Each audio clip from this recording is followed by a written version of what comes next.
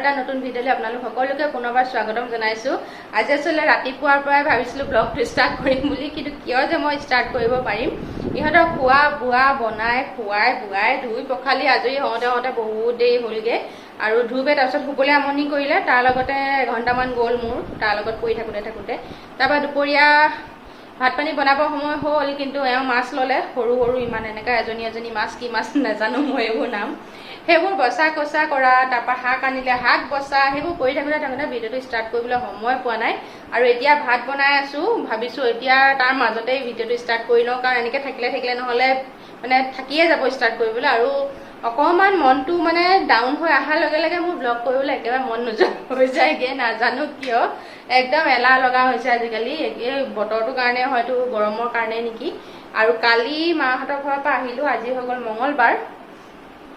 আজি মঙলবাৰ, কালি মাহঁতৰ ঘৰৰ পৰা আহিলোঁ। আৰু মাহঁতৰ ঘৰৰ পৰা অহাৰ পাছত যে ধ্ৰুৱৰ আৰু টুকটুকৰ যি কান্দোন, এটাইতো মুখেৰে একো ক'ব নাজানে, অকল কান্দিয়ে আছে ধ্ৰুৱে। আৰু টুকটুকাও মানে কান্দিয়ে আছে, ভাইকক কান্দা দেখিয়ে সি কান্দিলে, প্ৰথমে কান্দা ষ্টাৰ্ট কৰিলে। তাৰপিছত বোলে এনাই ঘৰতে ভাল, খেলিবলৈ লগ আছে জেগা আছে, ভাইটি ইয়াত খেলিবলৈও নাপায়, ময়ো কলৈকো ওলাবলৈ নাপাওঁ, কৈ কান্দি আছে।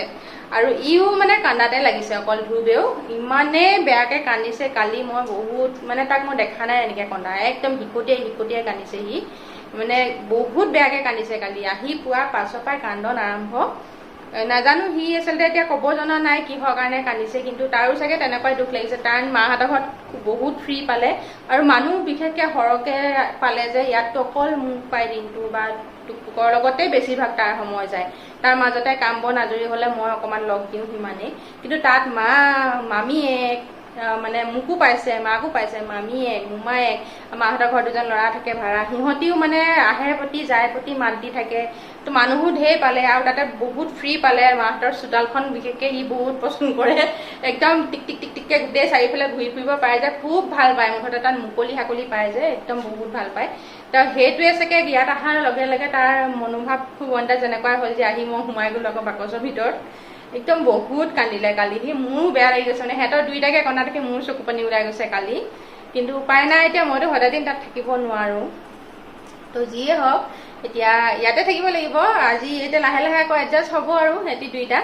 তাকে এতিয়া দুইটা ৰুমৰ ভিতৰত আছে, কি কৰি আছে মই দেখাব নোৱাৰোঁ এতিয়া, কাৰণ মই যদি এতিয়া ভিতৰলৈ যাওঁ আকৌ মোৰ গাত লম্ভিব দুইটা নহয়, ধ্ৰুৱ বিশেষকৈ লম্ভিব।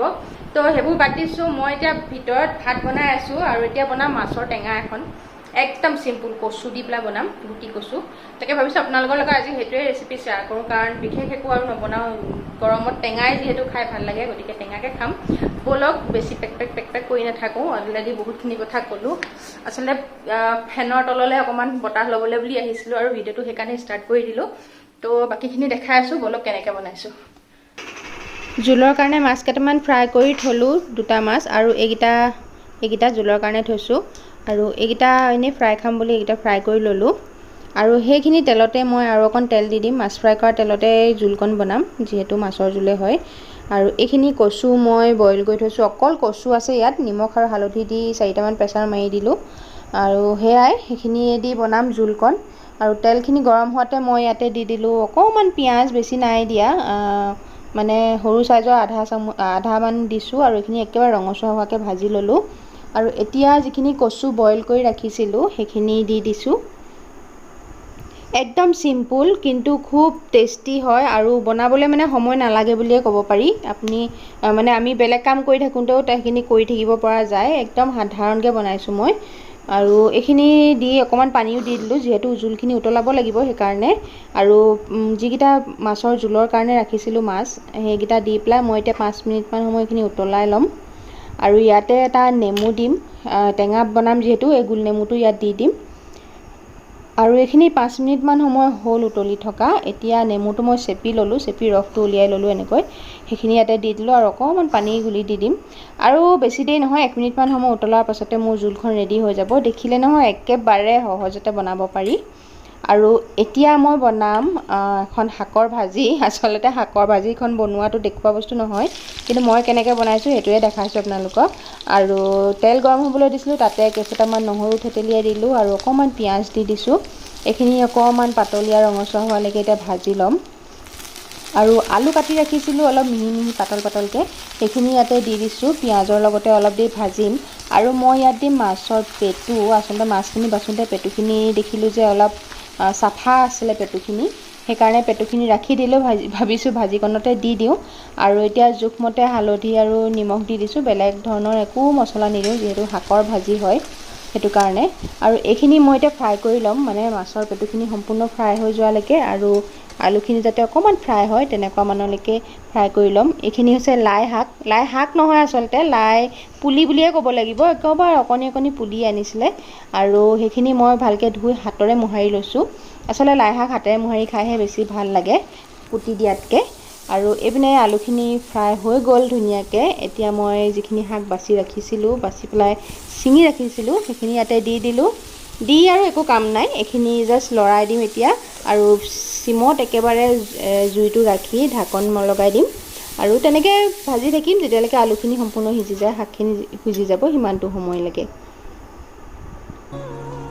আৰু এয়া আমাৰ আজি দুপৰীয়া থালিখন ৰেডি হৈ গ'ল এইখিনি হৈছে টেঙা দিয়া গোল নেমু চেপা কচু আৰু মাছৰ জোলখন খাবলৈ বৰ ভাল লাগে বনাই খাই চাব আপোনালোকে এবাৰ এইখন হৈছে শাকৰ ভাজিখন মাছৰ পেটু দিয়া আৰু দুজনী মাছ ফ্ৰাই জলকীয়া এটা আৰু ভাত সেয়াই হৈছে আজি আমাৰ দুপৰীয়াৰ থালিখন একেবাৰে সাধাৰণ একেবাৰে চিম্পুল কিন্তু জোলখন আপোনালোকে এনেকৈ বনাই খাই চাব পাৰে বহুত টেষ্টি লাগে খাই বৈ উঠি বাচন চাচন ধুই চব অজৰাই পিজৰাই আহি এতিয়া বহিছোঁহি মুখখন ধুই আহিছোঁ দেই ঘামা নহয় আজি বতৰটো মানে ৰ'দ বহুত চোকা নহয় যদিও গৰম বহুত আছে মানে যথেষ্ট গৰম আছে আৰু কিন্তু ৰ'দটো বহুত বেছি চোকা নহয় আৰু এতিয়া চাগে এনেকৈ বহি থাকিব লাগিব সিহঁতৰ লগতে বহি বহি টাইম পাছ কৰিম খেলিম কিবা গান চাম মোবাইল চাম মুঠতে সেয়াই কাম হ'ব এতিয়া কাৰণ ধ্ৰুৱ অকণমান আগতে উঠিছে সি হয়তো নুশুব চাগে এইটো আই দে হা হাই কৈ দিয়া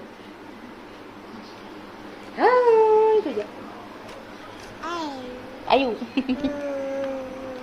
হেল্ল' কৈ দিয়া হেল্ল' হেল্ল' তোমাৰ হেল্ল'টো এইটো হেল্ল' কৈ দিয়াচোন হেল্ল' কৈ দিয়া হেল্ল' ডাকিপ হেল্ল' কৈ দিয়া হেল্ল' কৈ দিয়া হেল্ল' কৈ দিয়া অঁ হেল্ল' কি কৰিছা কৈ দিয়া তিতা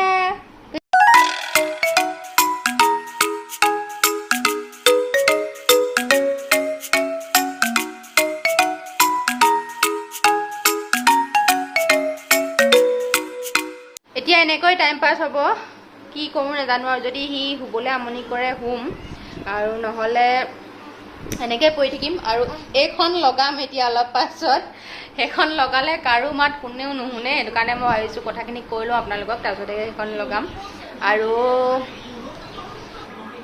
এইকেইদিন মানে তাত আৰামত খাই খাই মোৰ হাৰাম ওলাই গৈছে ঘৰত আহি আজি কাপোৰ এগালমান ধুবলগীয়া হ'ল আৰু মানে কি জেগা নাইকিয়া হ'ল কাপোৰ মই হাতৰো এগাল ধুলোঁ মেচিনতো এগাল দিলোঁ আধা কাপোৰ মেচিনত সোমাই আছে মেলিব জেগা নহ'ল সেইটো কাৰণে এইখিনি চাগে পিছত কাইলৈহে মেলিব পাৰিম আৰু ইহঁতি গুচি অহাৰ কাৰণে মানে মাহঁতৰো মন চন বেয়া এইকেইদিন একেলগে থকা ইহঁতি গৰম কৰি আছিলে ঘৰখন এতিয়া বোৱাৰীজনীয়েও মেছেজ দিছে সিহঁতি গ'লগৈ বেয়া লাগিছে মনটো বেয়া কৰিয়ে গ'ল সিহঁতি থাকোঁতে ভাল লাগিছিলে মায়েও ফোন মানে আগতে দিনটোত এবাৰ যদি কৰে এতিয়া দুবাৰ তিনিবাৰ কৰিছে কালিৰ পৰা ইহঁতলৈকে মনত পৰি আছে বোলে গ'লগে এনেকৈ বুলি আচলতে সেইটোৱে হয় মানে এহেঁতিও তাত থাকি ভাল পালে আৰু এহেঁতি তাত থকাৰ কাৰণে মাহঁতৰো ভাল লাগি আছিলে তো দুইটা পাৰ্টিয়ে মানে এতিয়া ট্ৰেজেডি চলি আছে এহেঁতৰো ট্ৰেজেডি চলি আছে এহেঁতৰো চলি আছে কিন্তু উপায় নাই এনেকৈ থাকিব লাগিব বাৰু যি হওক ভিডিঅ'টো পিছৰখিনি চাই থাকক দেখাই গৈ থাকিম কিবা কিবি যিমানটো পাৰোঁ এইটো চাই থাকক No more hope is left in me. I can see what comes my way, and I'm always lost. There's nowhere else to go. All I do is fall. Feels like I can make it more than I could bear. Giving up is all that I can surrender to you. Take me in your arms and hold me.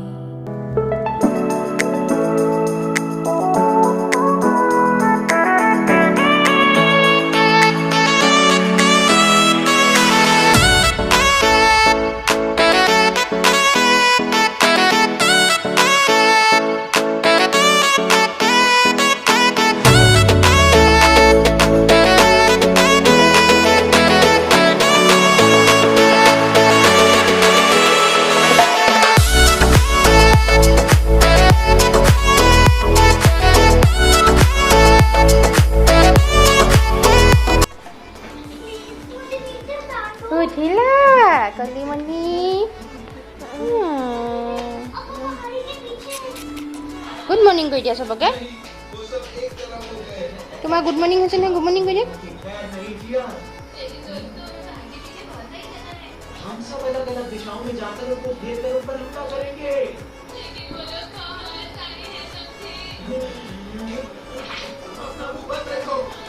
এতিয়া লাগিলে সন্ধিয়া ধূপ অকমান আগতে উঠিছেহে শুই আৰু আমি এতিয়া চাহ খাবলৈ লৈছো আজি গাখীৰ নিদিলে লাল চাহ খাবলগীয়া হৈছে তেজপাত আদা চাদা দি তেনেকৈ বনাই লৈছো লাল চাহকণ অকমান টেষ্টি হোৱাকে লগত আছে ব্ৰেড আৰু ধূপকো অকমান কিবা অকণ খুৱাই লওঁ তাৰপিছত লগ পাম বাৰু আপোনালোকক চাহকণ খাই লওঁ এয়াই টুকটুককো আজি লাল চাহ অকণ দিছোঁ টেষ্ট কৰিবৰ কাৰণে এয়া ব্ৰেড আৰু লগতে এটা মিঠাই আছে ইমানেই আৰু খাই লওঁ তাৰপিছত লগ পাই আছোঁ আৰু এইফালে চাহ তাহ খাই উঠাৰ পাছত ধ্ৰুৱৰ তাণ্ডৱ চলি আছে তাণ্ডৱ চলাই আছে আৰু মই ৰখি আছোঁ এতিয়া তাক সেয়াই সন্ধিয়াটো এনেকৈয়ে পাৰ কৰিছোঁ তাৰ লগত টুকটুকক অকণমান দেৰি পাছত পঢ়ামগৈ সেইটো কাৰণে ভাবিছোঁ বেছি দীঘলীয়া আৰু নকৰোঁ ব্লগটো কাৰণ তাৰো এক্সাম আহি আছে তাক অকণমান পঢ়াব লাগিব ইয়াৰ লগত অকণমান দিগদাৰ হয় পঢ়াবলৈ হ'লেও তেনেকৈ তাৰ মাজতে কৰিব লাগিব আৰু ভিডিঅ'টো এইখিনিতে শেষ কৰিছোঁ শেষলৈকে চাই থকাৰ বাবে বহুত বহুত ধন্যবাদ যদি চাই অকণমানো ভাল পালে তেন্তে প্লিজ এটা লাইক দিব শ্বেয়াৰ কৰি দিব ভিডিঅ'টো যদিহে পাৰে আৰু ছাবস্ক্ৰাইব কৰি ল'ব যিসকলে কৰা নাই এতিয়াও নতুন এটা ভিডিঅ' লৈ আকৌ আহিম আজিলৈ আহিছোঁ তেন্তে বাই বাই